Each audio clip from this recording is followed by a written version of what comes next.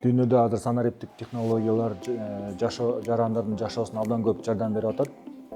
Бирок Кыргызстанда материалдын баардыгы англис тилде же орус тилде болгон үчүн көп жарандарыбыз пайда ала албай калып атат. Ошондуктан биз ошо региондордо жаштарыбыз, айымдарыбыз ошо санариптик технологиялардан пайда алсын деп ушу санарип инсан деген долбоорду ишке ашырып атабыз.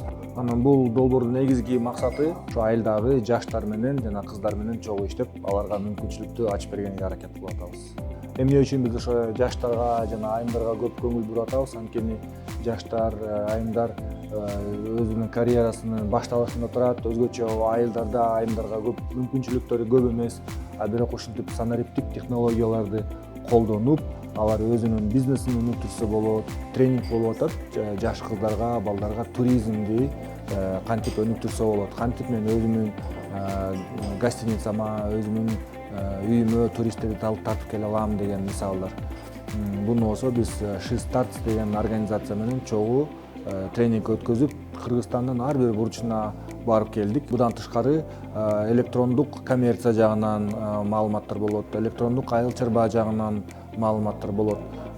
Адан тышкары болсо азыр дүйнөдө абдан маанилүү, күчтүү билим алуу материалдар бар, бирок англис тилинде. Анын бирөөсү болсо GSMA деген ассоциация MIST деген материалдарды ойлоп чыккан. Телефон аркылуу кантип бизнес жасасам болот деген.